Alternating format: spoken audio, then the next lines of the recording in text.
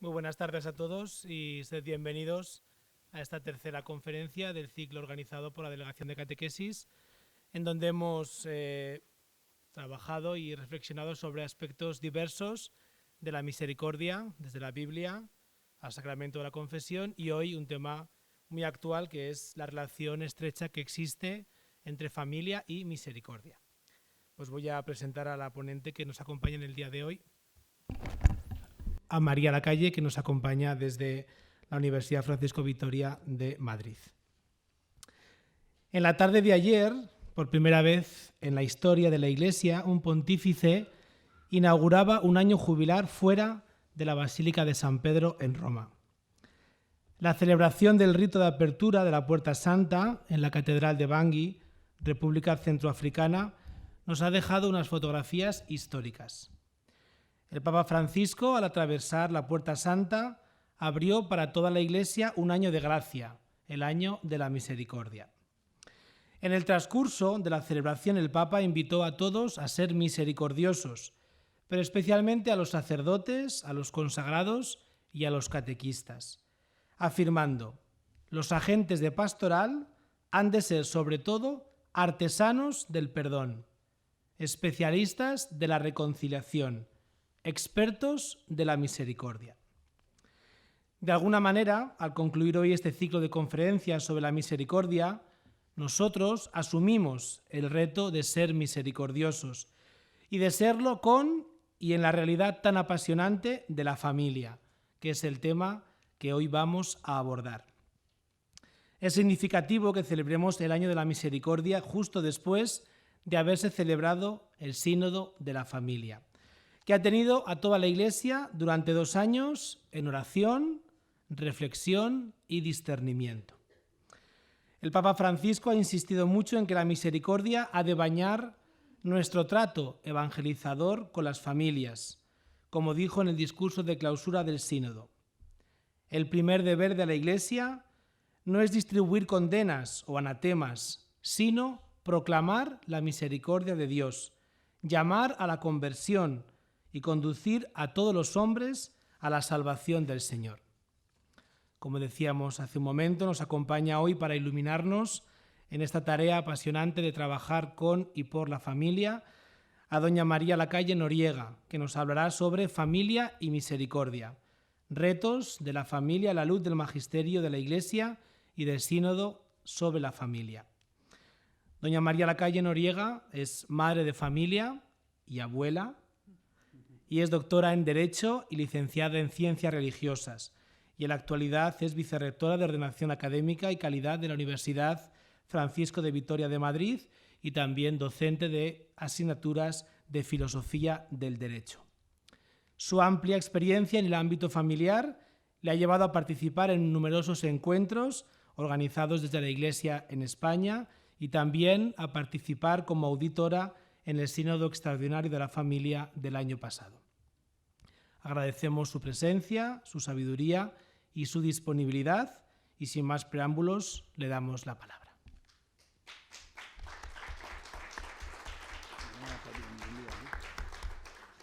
Muchas gracias. Bueno, gracias por esta invitación. Ahora, así, ¿no? Ahora se oye bien, ¿no? Bueno, pues muchas gracias por esta invitación a estar aquí hoy en Zaragoza, en esta ciudad preciosa. Gracias a todos ustedes por estar aquí. Vamos a hablar de familia y misericordia y me he permitido la libertad de modificar un poquito el título, porque he introducido la palabra pastoral, retos de la pastoral familiar. Hemos tenido 2 sínodos con un año entre medias. 2 sínodos sobre un mismo tema es algo extraordinario. Esto no había ocurrido antes. Y sin duda el Papa Francisco se dio cuenta de la inmensa importancia de la familia para toda la humanidad, no solo para los cristianos, y de la situación de crisis que está atravesando. Y ha planteado estos 2 sínodos desde una perspectiva pastoral. Y por tanto creo que lo más adecuado es ahora plantearnos cuáles son los retos de la familia después de todo esta etapa sinodal que ha durado un año y en la que la Iglesia Universal se ha puesto a trabajar, se ha remangado y se ha puesto a pensar cómo podemos ayudar a la familia, cómo podemos reforzar los lazos familiares que son tan esenciales para el ser humano.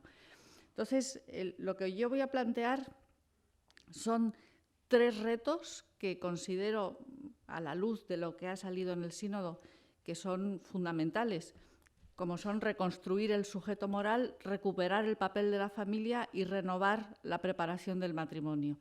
Y luego voy a señalar algunas perspectivas desde las que creo que hay que abordar estos retos, llegando a todos, sin perder de vista nuestra meta, que es la conversión, bajo la luz de la misericordia. Esto creo que es clave, sin miedo y poniendo los medios necesarios y, por supuesto, a Dios en el centro, porque, como iré explicando a lo largo de estos minutos, creo que la crisis de la familia está íntimamente relacionada con una crisis de fe.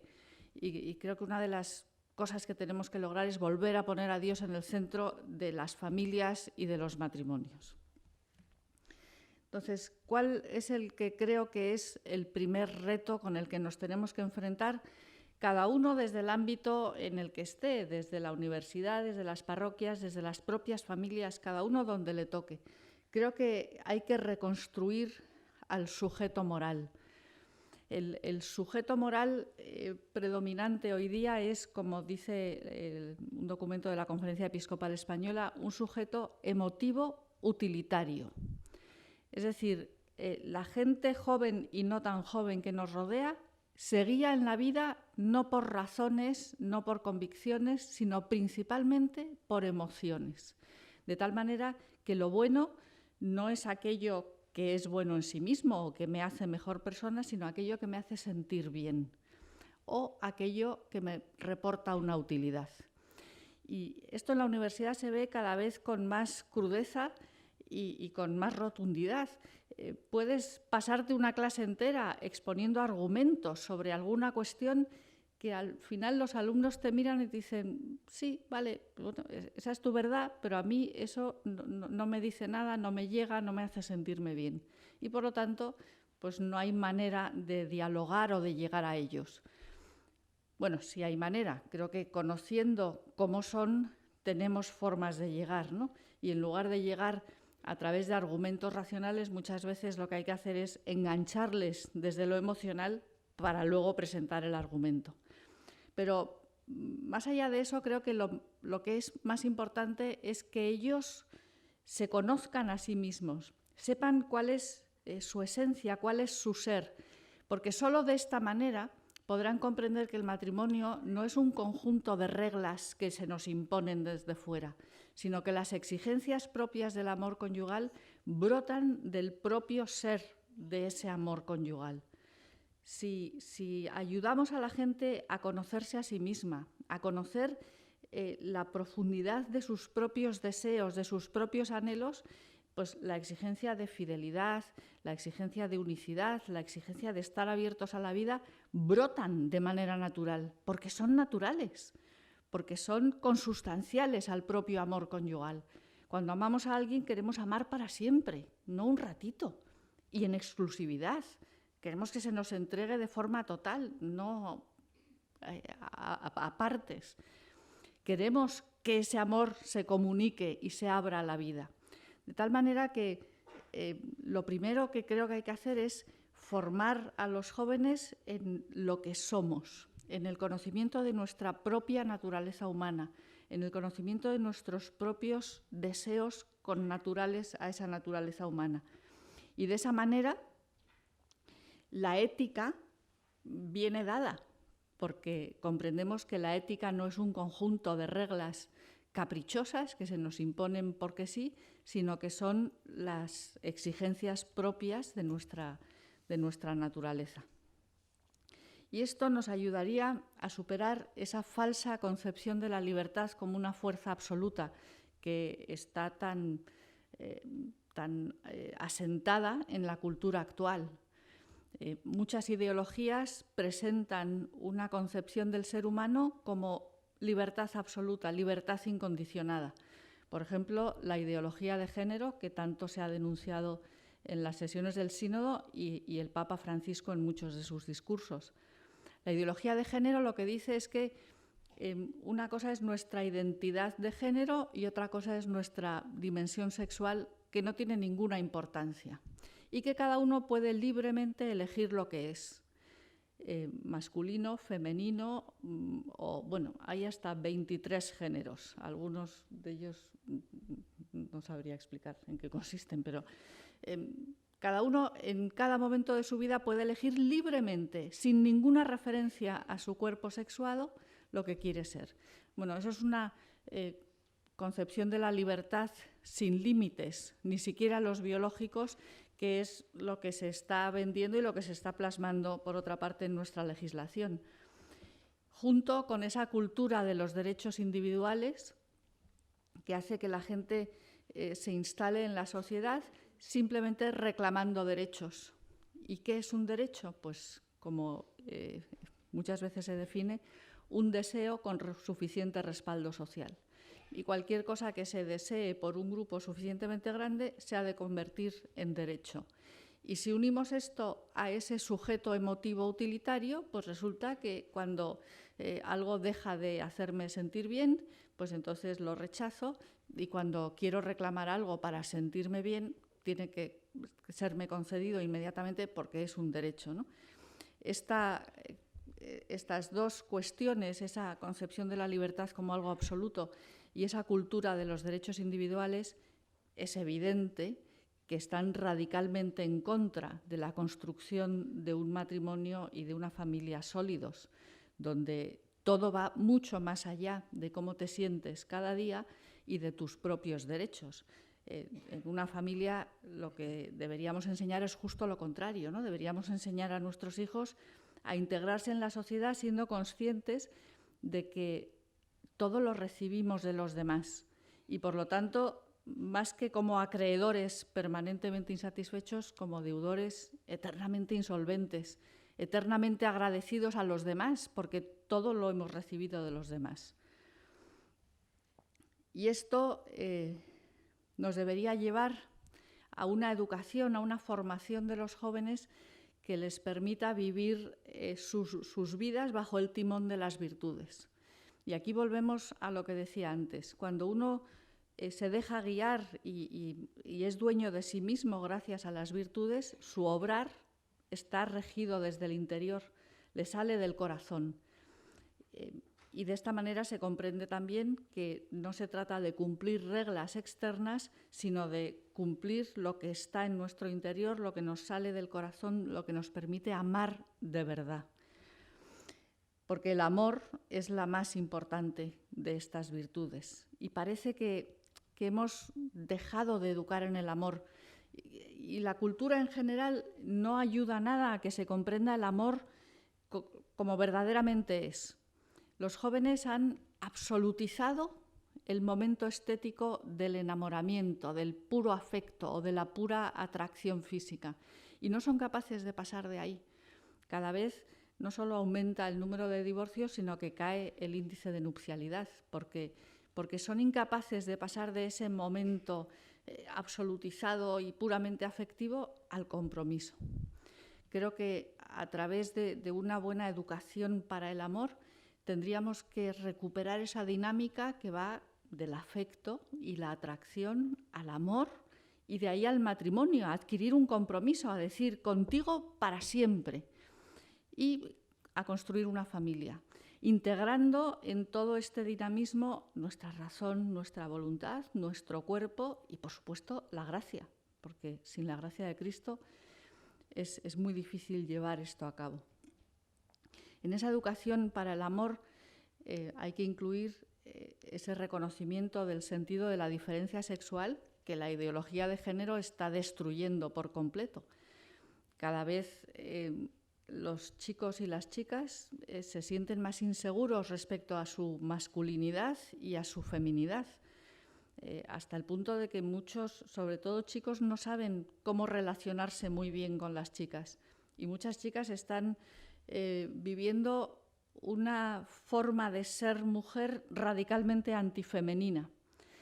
A mí me llama mucho la atención cómo en la universidad cada vez veo más alumnas con 18 o 20 años que construyen un proyecto de vida prescindiendo por completo de matrimonio e hijos, porque consideran a los hijos como una carga, como dice la ideología de género, como una imposición injusta que les va a impedir desarrollarse profesionalmente.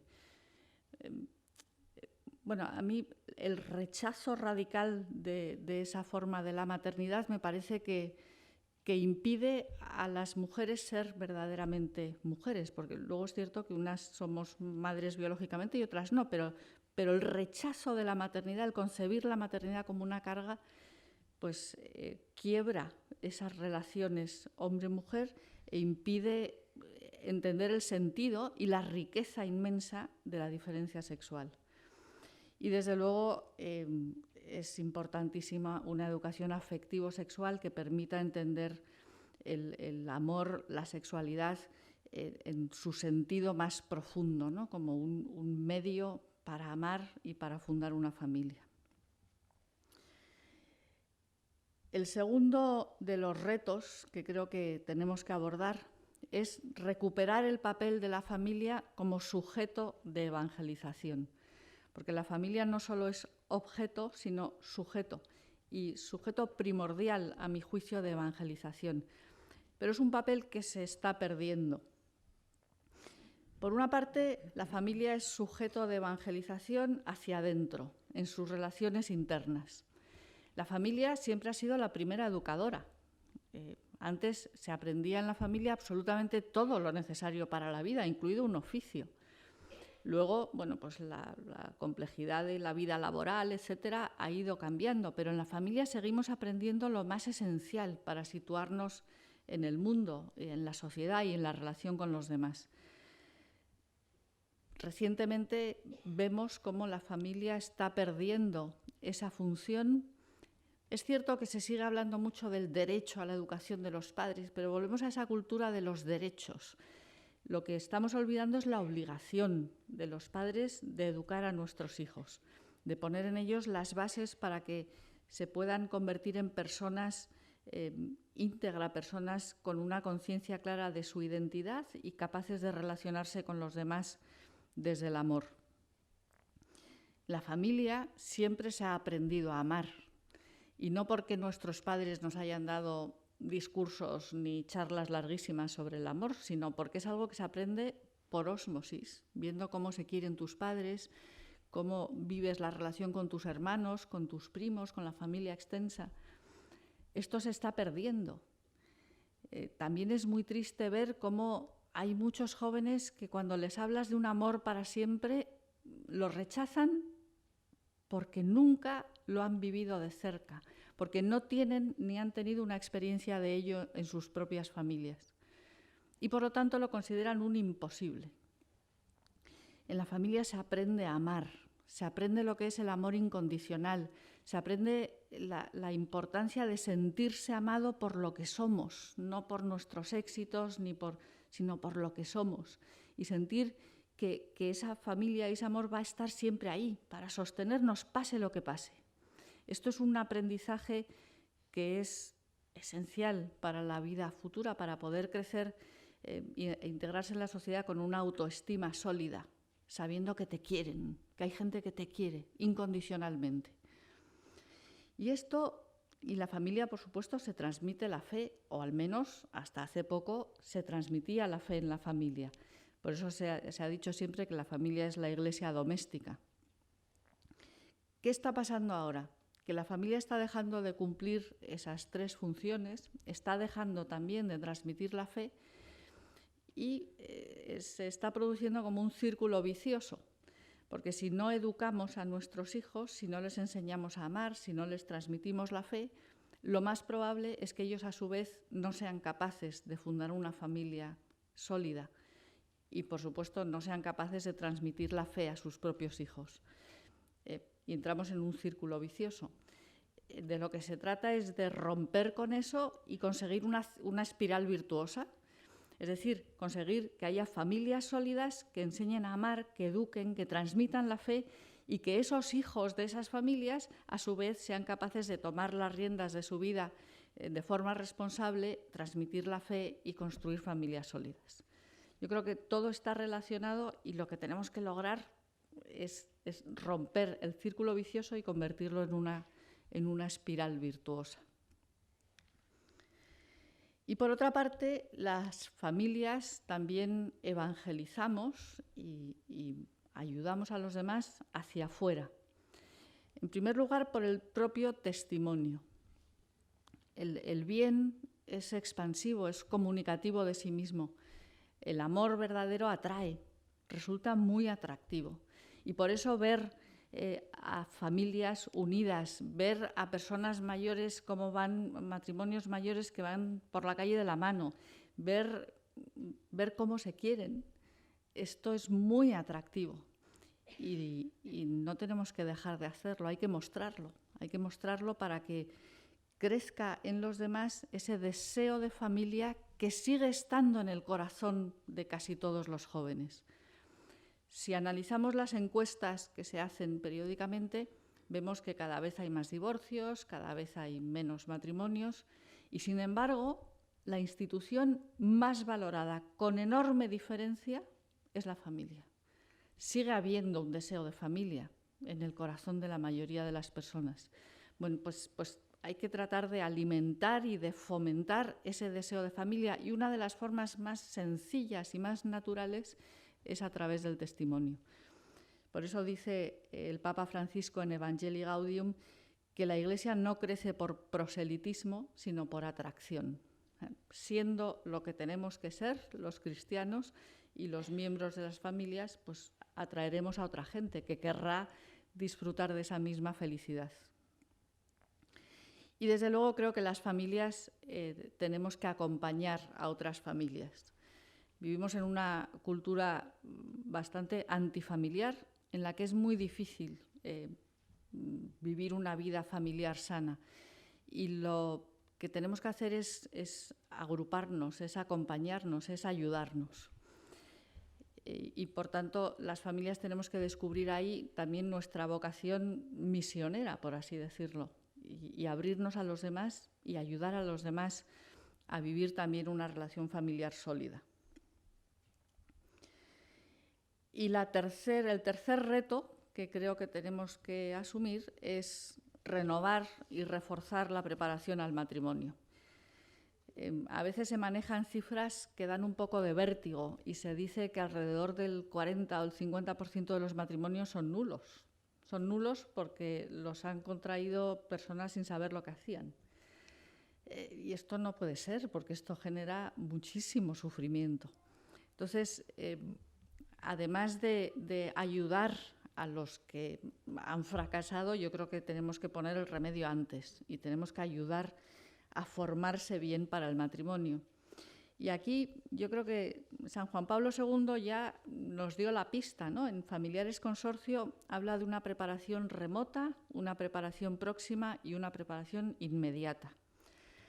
La preparación remota, dice San Juan Pablo II, comienza desde la infancia, en la familia. Es lo que decía antes, en la infancia aprendes, ves cómo se relacionan tus padres, ves lo que es una relación entre marido y mujer sana y feliz y sólida. Esto a veces hoy en día falta, con lo cual se hacen todavía más importantes las otras dos dimensiones, la próxima y la inmediata. La preparación próxima, decía San Juan Pablo II, comporta una preparación más específica para los sacramentos. Y aquí creo que es muy importante renovar la pastoral sacramental. Ahora parece que el matrimonio es una especie de hito aislado que de repente ocurre en la vida de las personas y que no tiene ninguna relación con el resto de sacramentos. Sin embargo, creo que los sacramentos los tenemos que aprender a comprender como un caminar de Cristo a nuestro lado a lo largo de nuestra vida. O sea, tendríamos que comprender los sacramentos como un relato. Nuestra vida es un relato que se entreteje, nuestra vida como cristianos, con la vida de Cristo y de la Iglesia.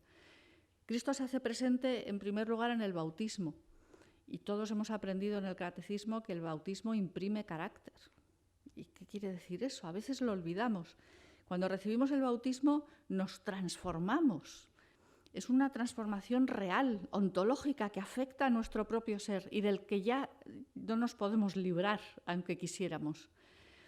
Y a partir del bautismo, toda nuestra vida cobra una dimensión sobrenatural.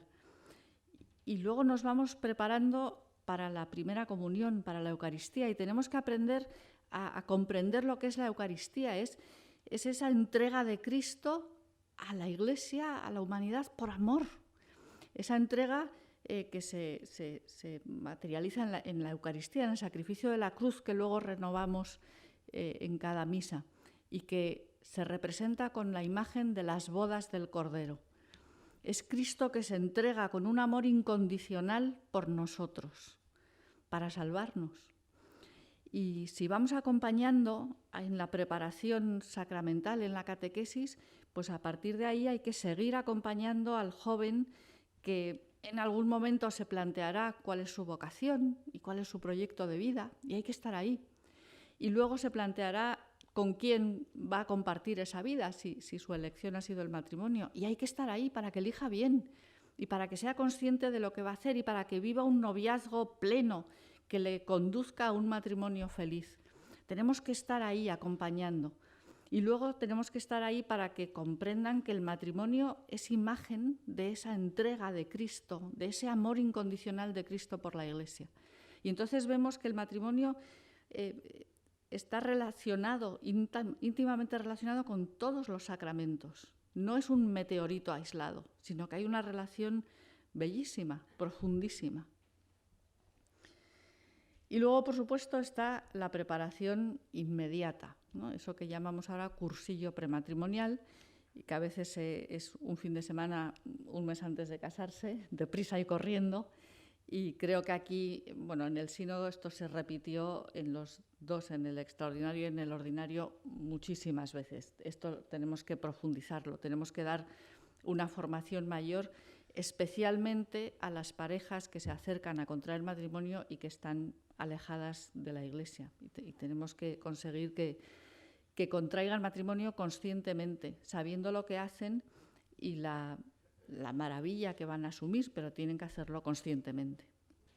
Y, por supuesto, tenemos que seguir acompañando después, sobre todo en los primeros años de matrimonio.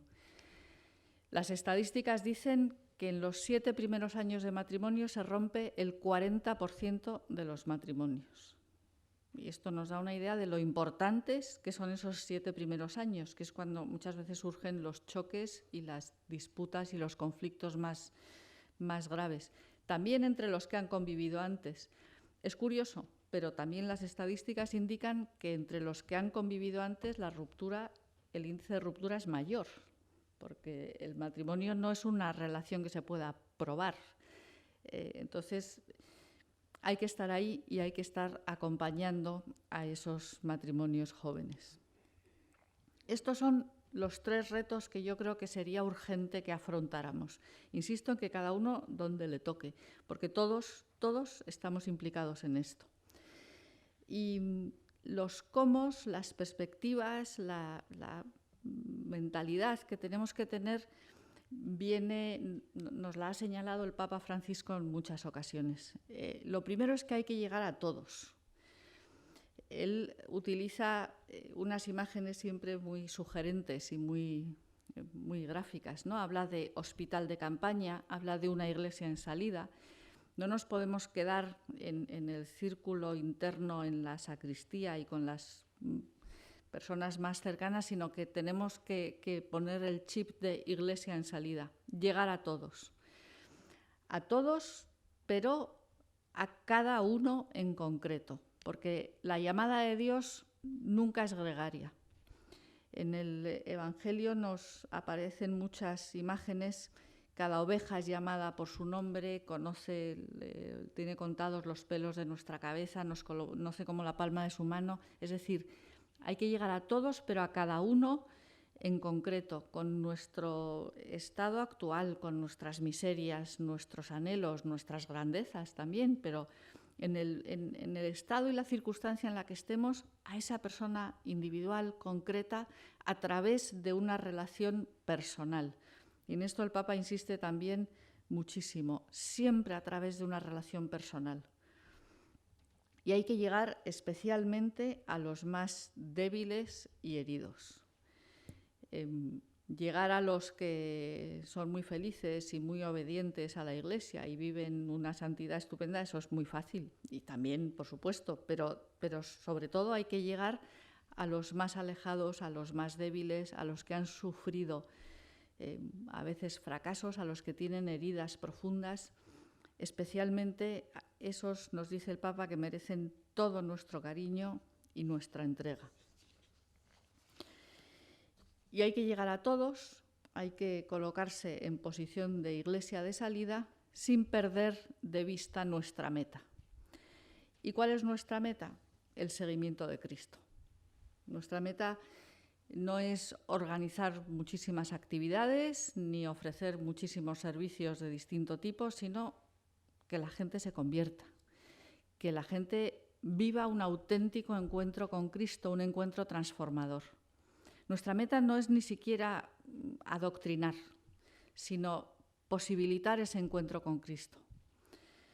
Si nos preguntamos qué es ser cristiano, pues yo creo que la única respuesta válida es que cristiano es el que se ha encontrado con Cristo, el que se ha encontrado con Cristo, que es Dios, y le sigue. Y le sigue con sus dificultades, con sus caídas, pero se ha encontrado con Él. Y por lo tanto ya no puede dejar de seguirle. Ese tiene que ser nuestra meta, la conversión de las personas. El Papa Francisco repite muchas veces que la Iglesia no es una ONG, no es una mera institución de beneficencia, sino que su fin es la salvación de los hombres. Por supuesto que las obras de beneficencia están fenomenal y hay que hacerlas, pero no tenemos que perder de vista cuál es nuestra meta como Iglesia, la salvación. Y no tenemos que perder de vista tampoco esa luz de la misericordia. Y ahora que comienza el año de la misericordia, creo que lo tenemos que tener especialmente presente. Esa es la voluntad del Papa y sin duda eso es lo que nos toca ahora reflexionar y vivir. Y creo que lo primero que tenemos que hacer es preguntarnos qué es la misericordia. Porque es de esas palabras que utilizamos mucho, que nos son muy queridas, pero si tuviéramos que explicar qué es, quizá nos costaría un poco. Y voy a empezar por decir lo que no es misericordia. Porque a veces para entender bien una realidad, lo primero es quitar lo que no es, ¿no? Entonces yo creo que misericordia no es la tolerancia con el mal. Ahora, en este mundo tan relativista en el que vivimos, parece que la virtud reina debe ser la tolerancia, que todo va lo mismo, que todo da igual y que cada uno vive como quiere y hay que tolerarlo. Bueno, pues yo creo que tener misericordia no es tolerar el mal. Yo creo que al mal hay que llamarlo mal y lo que está mal está mal. Por supuesto hay que distinguir entre pecado y pecador, pero el mal, el pecado, está mal. Y ante eso no nos podemos encoger de hombros. De hecho, nos hemos acostumbrado a hablar de tolerancia cero en algunas cuestiones muy graves. Es que hay cosas que no se toleran de ninguna manera. Entonces, tolerar o tener misericordia no es tolerar cualquier cosa, y mucho menos el mal. Tampoco es aceptar la injusticia. Y tampoco es mera compasión. Porque la misericordia va más allá de la compasión. La compasión nos permite comprender el sufrimiento ajeno, pero si nos quedamos ahí, resulta poco fecunda, ¿no? Simplemente compartir el sufrimiento. La misericordia va más allá. La misericordia da un paso más y mira a curar el mal, a sanar las relaciones. Si recordamos la parábola del buen samaritano, vemos cómo pasa por el camino, ve al hombre herido, se conmueve y se mueve a misericordia. De nada le serviría al pobre herido del camino si pasáramos por ahí con mucha compasión, diciendo, pobrecito, pobrecito. Pero, ¿vale? ¿Y qué? La misericordia nos lleva a curar el mal, ¿no? A coger al herido y llevarlo a la posada y vendarle las heridas y curarle. Y el principal mal, la principal herida de nuestro tiempo es el pecado. Esto a veces lo olvidamos y ya lo denunció Pablo VI hace muchos años, cuando decía que el mal principal de nuestro tiempo es que hemos perdido la conciencia de pecado. Creo que tenemos que recuperar esa realidad del pecado que ofende a Dios y solo reconociéndolo podremos curarlo. Para poder curar las heridas hay que conocerlas. Y si no, nos podría pasar como si en una epidemia tremenda de una enfermedad contagiosa nos dedicamos solo a curar heridos y no a atajar el mal. Entonces los contagios se multiplicarán y nunca podremos acabar con ella. Tenemos que ir a la causa, a atacar el foco del mal. Tenemos que ir a la causa de la herida y curarla ahí. Y en cuanto al pecado, pues hay que ir a curar el pecado, porque la misericordia lo que nos tiene que llevar es a la conversión del pecador.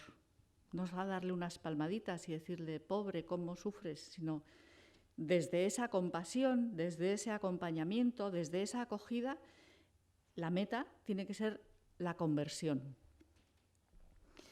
La misericordia de Dios, donde con más claridad se manifiesta, es en el perdón de Dios. La misericordia de Dios es tan maravillosa que después de haberse entregado por nosotros hasta la muerte en cruz, cuando aún así pecamos, su reacción es volverse a entregar, que eso es el perdón, se vuelve a entregar. Y no es que no le importen nuestros pecados, que ese es el peligro que tenemos, en caer en una concepción de Dios que en lugar de un padre bueno es como un abuelete bonachón que le da igual y se ríe de todas las gracias de los... Dios no es así. Claro que le ofenden nuestros pecados, pero su misericordia es tan grande que nos vuelve a perdonar una y otra vez y nos vuelve a ofrecer ese perdón. ¿Para qué? Para salvarnos, para regenerarnos, porque el perdón regenera a la persona. En el sínodo conocí a un matrimonio de Sudáfrica que dieron un testimonio extraordinario. Ellos hacía unos años habían vivido una infidelidad. Él se había ido de casa y había estado viviendo con una otra mujer unos años.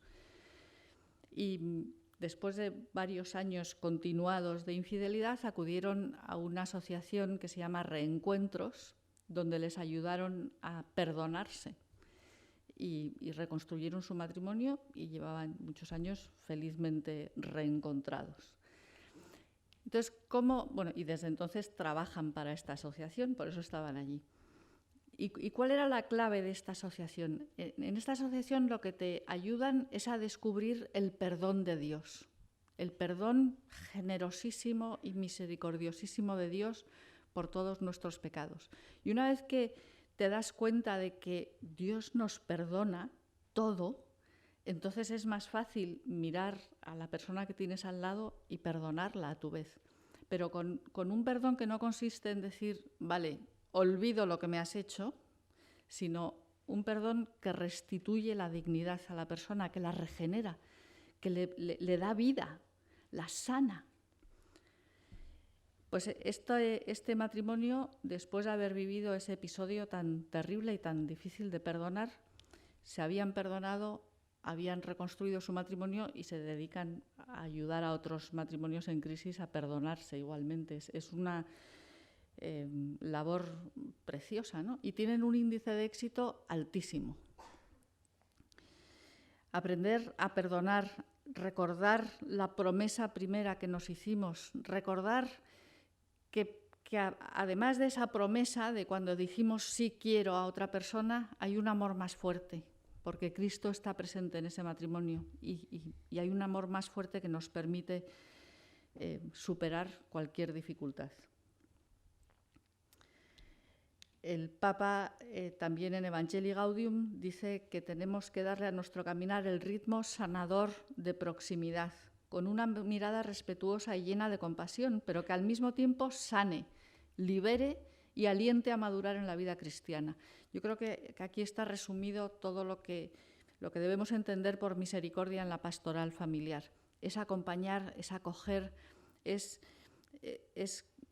estar con las personas cada una en el momento que esté y en el ritmo que necesite, pero siempre teniendo presente la meta, ¿no? Queremos ayudar a las personas a vivir en plenitud su vida cristiana y a sanar todas sus relaciones. Y además creo que tenemos que emprender una pastoral propositiva. Por supuesto que hay que sanar relaciones, hay que acompañar, hay que prevenir y además hay que proponer algo bello, algo grande, porque el mensaje cristiano, lo comentábamos antes, es lo más grande que hay.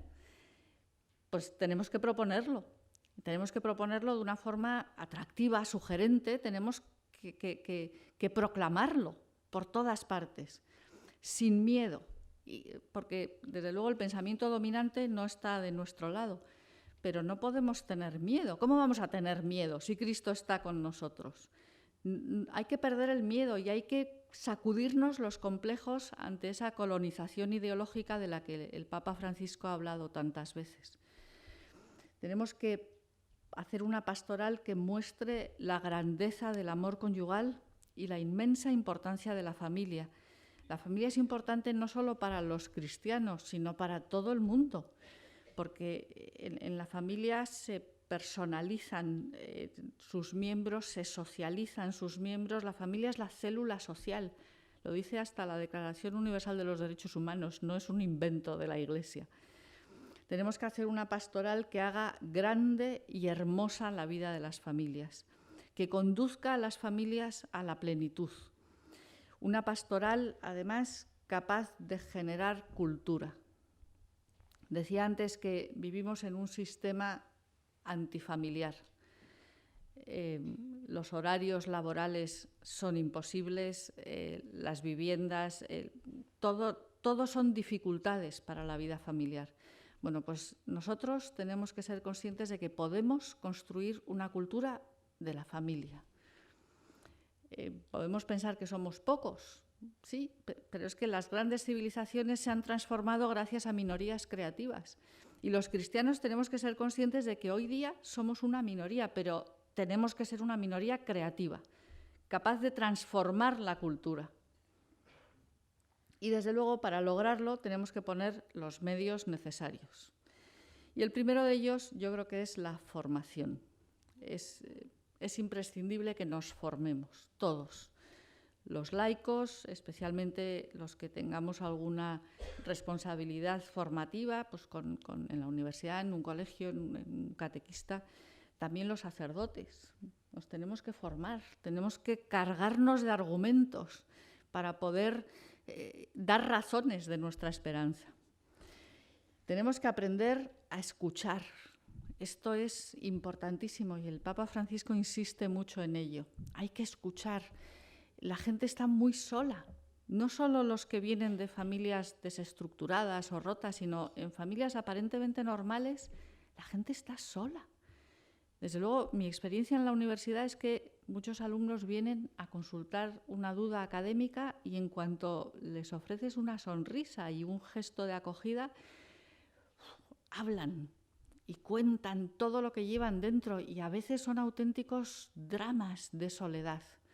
Tenemos que aprender a escuchar y a mirar a los demás como Dios nos mira, con los mismos ojos llenos de amor y comprensión con los que Dios nos mira.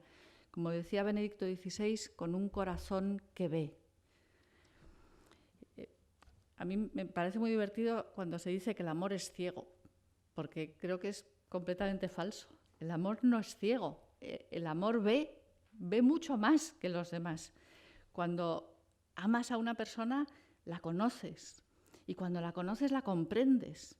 Y el amor te permite comprender muchas de nuestras miserias y de nuestras limitaciones. Si sabemos mirar con la mirada adecuada, entonces es mucho más fácil comprender a los demás. Voy a poner un ejemplo personal. A lo mejor muchos de los señores que están, o de las señoras que están aquí, estarán de acuerdo conmigo. Mi marido, cuando tiene hambre, se pone de mal humor. Es frecuente, ¿no? Claro, pero yo que le quiero y que lo sé, pues le comprendo, porque ya sé que no pasa nada, que simplemente tiene hambre y esto se soluciona con un filete con patatas o con un bocadillo, ¿no? Con lo cual, el mirar, el poder... Bueno, hay otras veces que miro y no entiendo, y me enfado, pero cuando logramos mirar con la mirada de Dios, con esa mirada llena de ternura y de amor y de comprensión, es mucho más fácil comprender, perdonar y pasar por alto tantas cosas y cuando nos miran a nosotros así también, pues así la convivencia es más fácil, ¿no? Tenemos que ir a las causas de esta crisis, que iba a decir crisis de la familia, pero no creo que sea una crisis de la familia. La familia no está en crisis porque la familia es una institución esencial para el ser humano. Los que estamos en crisis somos nosotros. Somos estos sujetos emotivos utilitarios incapaces de asumir un compromiso. Es esta cultura que no para de poner trabas al desarrollo de familias sólidas. Y creo que hay que estudiar esas causas y proponer soluciones. Y aquí quizá pues las universidades, las instituciones católicas tengamos una responsabilidad, ¿no? de investigar estas causas. Creo que tenemos también que unir esfuerzos y recurrir, cuando es necesario, a personas cualificadas profesionalmente. Unir esfuerzos es muy importante. Es escandaloso ver cómo muchas veces el mundo católico está tan dividido. Y esto se ve a veces entre movimientos, entre asociaciones, entre organizaciones. Yo tengo algunos amigos que trabajan en organizaciones supranacionales como la ONU o como la UNESCO, defendiendo la vida o defendiendo la familia, y se lamentan constantemente de la desunión que hay en el mundo católico. Mientras que el enemigo, por así decirlo, enseguida se pone de acuerdo y maniobra para sus propios intereses, entre nosotros a veces nos cuesta mucho y es un escándalo. Tenemos que unir esfuerzos y ser conscientes de que estamos todos en el mismo barco y remamos en la misma dirección y cada uno lo hará con sus particularidades, que son enriquecedoras, pero tenemos que estar unidos. Y cuando hace falta recurrir a alguna ayuda profesional, pues tenemos los COFs y tenemos lugares donde acudir y profesionales que nos pueden ayudar en el rescate de muchas familias. Tenemos, decía antes también, que crear grupos de familias y acompañarnos mutuamente. Y tenemos que ayudar a las familias y nosotros mismos en nuestras familias a desarrollar prácticas que fortalezcan la familia. El otro día el Papa venía a decir esto mismo y utilizaba una palabra de estas que a veces se inventa, hablaba de convivialidad. Bueno, pues tenemos que aprender verdaderamente a convivir y a desarrollar prácticas. Y pueden ser cosas muy sencillas, como por ejemplo cenar juntos. Comer es muy difícil porque tenemos horarios a veces incompatibles, pero cenar juntos. Yo ya sé que lo más fácil es mandar a tus hijos a la nevera y que cada uno se haga lo que quiera, pero esto no es una práctica familiar buena. Merece la pena tomarse el esfuerzo de hacer la cena, y si es una cena rica mejor, y no tiene por qué ser una cena cara, sino una cena rica, y una cena rica es una cena hecha con amor, y que toda la familia se siente alrededor de la mesa y disfrutar de la mutua compañía y dar oportunidad a nuestros hijos de que nos cuenten lo que les ha pasado durante el día y aconsejarles y comentar la actualidad y poder irles dando elementos de juicio para que se sitúen críticamente ante la realidad y sepan vivir y mirar la realidad desde una perspectiva cristiana. Son momentos importantísimos y muchas veces los dejamos pasar. Entonces creo que hay que recuperar esos momentos de convivialidad o esas prácticas que dan cohesión y solidez a una familia.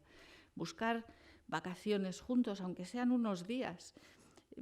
buscar esos momentos, protegerlos y que se conviertan en sagrados. Y dentro de esas prácticas creo que es esencial la oración.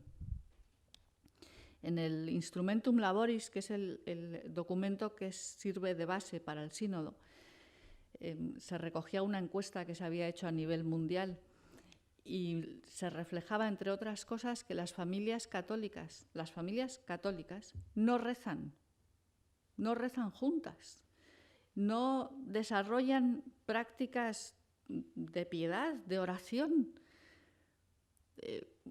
Claro, si no rezamos juntos, si no vamos a misa juntos, si ahora que viene el Adviento no vamos teniendo pequeñas prácticas, pues de poner la corona de Adviento, de ir encendiendo las velas, de ir esperando la Navidad.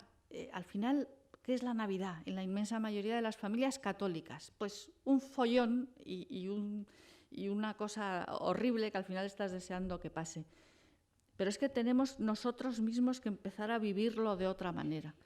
Y creo que es esencial que empecemos o que recuperemos la costumbre de rezar en común. Y de verdad que, aunque cuando hay hijos adolescentes a veces salen huyendo, al final, como Cristo está ahí, al final vuelven, porque es atractivo, porque inevitablemente es que Dios se hace presente en una familia que reza. Entonces, merece la pena razonablemente, porque si tensamos la cuerda a lo mejor se rompe, pero poco a poco hacerles ver la fecundidad de esa oración en común. Y desde luego, como decía al principio, tenemos que volver a poner a Dios en el centro. Últimamente hay quien habla del matrimonio, incluso dentro de la Iglesia, como un ideal, como algo pues, que no está al alcance de todo el mundo, solo de unos pocos y bueno, entonces por eso es algo reservado para unos pocos. Pero no es así, no es así. Todos somos capaces. Dios no nos pide imposible, sería absurdo. Somos capaces de vivir un matrimonio sólido, sano y feliz hasta el último día, siempre que vivamos orientados a Dios. Y con Él a nuestro lado somos capaces de superar cualquier dificultad, como decía Juan Pablo II. Por eso el mensaje que hay que dar es: no tengáis miedo. No tengáis miedo, porque la fuerza de Dios es mucho más potente que cualquiera de nuestras dificultades. Y nada más. Muchas gracias.